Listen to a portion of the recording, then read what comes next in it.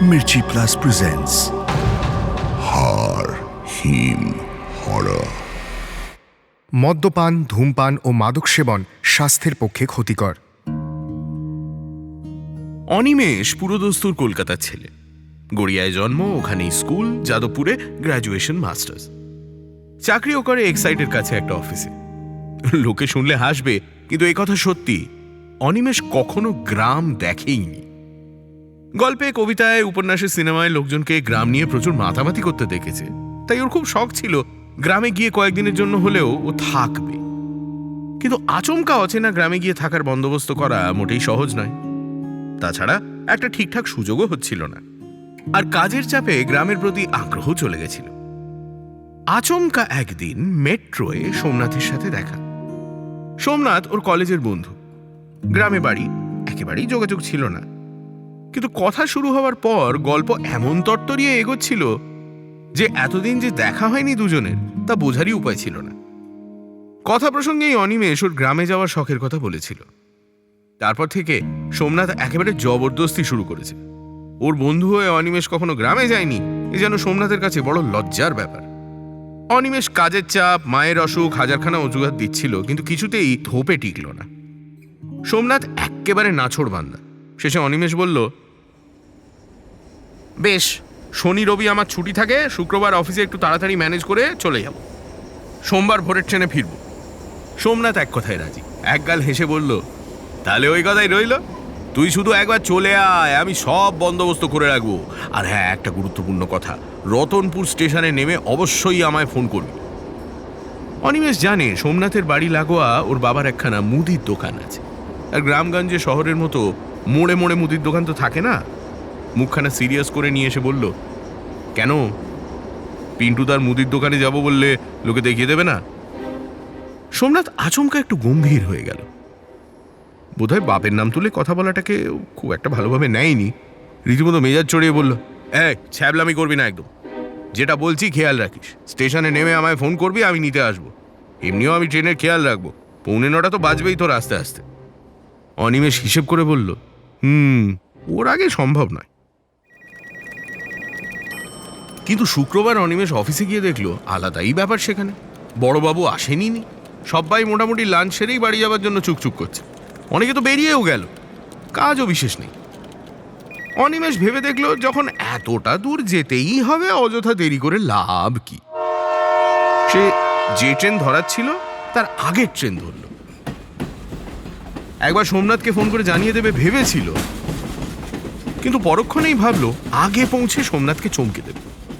7:30 নাগাদ ও রতনপুরে পৌঁছে গেল। প্ল্যাটফর্মে বিশেষ লোকজন নেই। স্টেশন লাগোয়া একখানা চায়ের দোকানে টিম টিম করে হলুদ আলো জ্বলছে। দোকানদার ঝিমোচ্ছে। খদ্দের বলতে এক কি দুজন। তারা নিজেদের মধ্যে গল্পে মশগুল। অনিমেষের চা খাওয়ার ইচ্ছে খুব একটা ছিল না, কিন্তু শুধু ঠিকানা জিজ্ঞেস করবে তাই এক ভাঁড় চা নিয়ে একটা চুমুক দিল। অনিমেষ কিছু জিজ্ঞেস করার আগেই দোকানদারই প্রশ্ন করলো, দাদার বুঝিয়ে গ্রামে প্রথমবার আসা হচ্ছে, তা যাবেন কোথা? অনিমেষ আর দ্বিধা না করেই বলল, পিন্টুদার মুদির দোকান, এখান থেকে কত দূর? দোকানদার এক অদ্ভুত উত্তর দিল, দূর বেশি না, কিন্তু দড়ি কল দিয়ে আপনাকে ঘুরে যেতে হবে। হেঁটে গেলে ঘন্টা 1.5। অবশ্যই ভ্যান রিক্সা পেলেও পেতে পারেন। এ আবার কেমন কথা? দূর বেশি নয়, কিন্তু যেতে 1.5 ঘন্টা? অনিমেষ নিজেও জানতো সোমনাথের বাড়ি স্টেশনের কাছাকাছি, বাড়ি থেকে ট্রেনের আওয়াজ শোনাও যায়। ও আবার ঘুরিয়ে প্রশ্নটা করলো, কোনো শর্টকাট রাস্তা নেই? দোকানদার আঙুল দিয়ে একটা জায়গা দেখালো। রেল লাইনের পাশে যে পাঁচিল থাকে তারই খানিকটা ভেঙে বানানো একখানা রাস্তা। তারপর বলল, দিনের বেলা হলে আপনাকে ওই পথ দিয়ে যেতে বলতাম, মিনিট 10 পৌঁছে যেতেন। তবে রাতের বেলা ওই দিকে যাবেননি। অনিমেষ ভাবলো নিশ্চয়ই আলো নেই আর সাপের উপদ্রব হবে, কিন্তু এখন শীতকালে তো সাপের চিন্তা নেই, আর অন্ধকার সরানোর জন্য তো মোবাইলের টর্চই কাফি। বেকার 1.5 ঘন্টা ঘুরে যাওয়ার কোনো মানেই হয় না। পাঁচিলের ভাঙা জায়গাটা দিয়ে বেরিয়ে প্রথমে একখানা সিগারেট ধরালো। সিগারেটে 2 টান দেওয়া মাত্র দেখলো আরো একজন ওই পথ দিয়েই যাচ্ছে। ভীতু দোকানদারের কথা ভেবে ওর হাসিই পেল। পথটা একটু জঙ্গল গোছের, খুব একটা বেশি লোকজনের যাতায়াত নেই বোঝাই যাচ্ছিল। কাঁচা রাস্তায় শুকনো পাতা পড়ে আছে। হেঁটে যাওয়ার সময় খসখস আওয়াজ হচ্ছিল। বোধহয় সেই আওয়াজ শুনেই সামনে লোকটা দাঁড়িয়ে পড়ল। অনিমেষ শুনেছিল যে গ্রামের লোকজন একটু দরদি হয়, লোকজনের পাশে দাঁড়ায়, সবার কথা ভাবে। যাক, ওর তো ভালোই হলো। এসব পথ দিয়ে একা হাঁটার চেয়ে সঙ্গে একজন লোক থাকলে সুবিধেই হয়। লোকটা নিজে থেকেই অনিমেষের সঙ্গে কথা বলল। তারা আছে বুঝি? ও আচমকা এ প্রশ্নের অর্থ বুঝতে পারল না। লোকটার দিকে একবার তাকিয়ে দেখল, অন্ধকারে যতটুকু দেখা যায় আর কি। যদিও মাফলারে গলা আর কানসহ মুখের অনেকটাই ঢাকা পড়ে গেছে।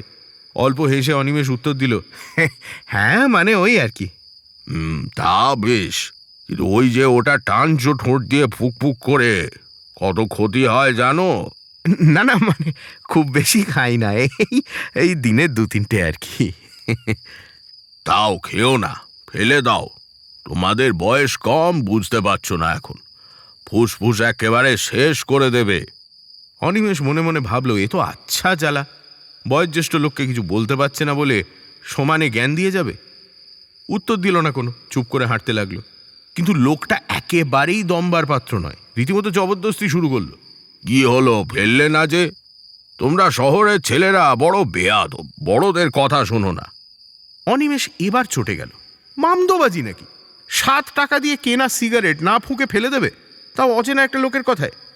এই গ্রাম তো বিরাট ফালতু জায়গা, এখানে কি কারোরই কোনো স্বাধীনতা নেই? লোকটা আস্তে আস্তে গায়ের দিকে ঘেঁষে আসছিল। অনিমেষের অস্বস্তিও বেড়ে যাচ্ছিল। লম্বা লম্বা পা ফেলে আর সিগারেটের লম্বা লম্বা টান দিয়ে ও রাস্তাটা পেরিয়ে গেল।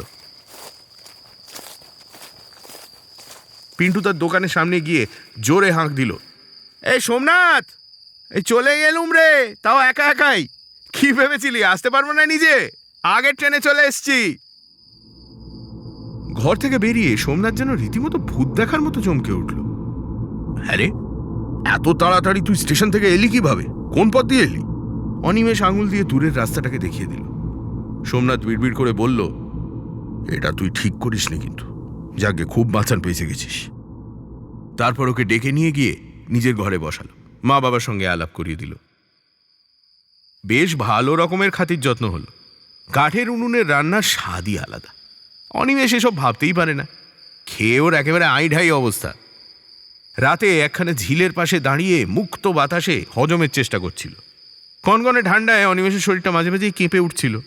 একটা সিগারেট ধরিয়ে হঠাৎ সোমনাথকে জিজ্ঞেস করলো, হ্যাঁ রে, এই তখন যে বললি খুব বাঁচান বেঁচে গেছিস, বেঁচে যাওয়ার কি আছে? সোমনাথ ব্যাপারটা কিছুতেই বলতে চাইছিল না। শেষমেশ যখন দেখলো অনিমেষ নাছোড়বান্দা, বলতে শুরু করলো, দেখ ভাই, তোরা হয়তো বিশ্বাস করবি না, তবে ওই রাস্তা জুড়ে তাঁরা থাকেন। তাঁরা মানে বুঝলি তো, প্রচুর মানুষ রেলে মাথা দিয়েছে, কেউ কেউ কাটা পড়েছে। মানে মূলত তাঁরা মানে তারাই আর কি। তো ওপর দিয়ে রাতে কেউ আসে যায় না, অনেকের বিপদ হয়েছে। যদি খুব দরকার পড়ে লোকজন আগুন জ্বালিয়ে সঙ্গে নিয়ে যায়। আগুন থাকলে তাঁরা নাকি বড় একটা ক্ষতি করতে পারে না। তোকে ওই জন্যই বলেছিলাম এসে ফোন করিস। যাকে ভালো ভালো চলে এসেছি, সেটাই আসল কথা। দে আমার একটা সিগারেট দে দেখি। অনিমেষের মনে পড়ে গেল গায়ে পড়ে জ্ঞান দিতে আসা লোকটার কথা। বুক পকেট থেকে সিগারেটের প্যাকেটটা বার করতে করতে প্যাকেটের ওপর লেখাটার দিকে তার চোখ পড়ল, স্মোকিং কিলস। নিজের মনে মনেই হাসতে হাসতে বলল, সবসময় মানে না, কখনো কখনো বাঁচিয়েও দেয়। হাড় হিম হরর আপনারা শুনতে পারেন এক্সক্লুসিভলি মির্চি বাংলার ইউটিউব চ্যানেল এবং গানা অ্যাপে।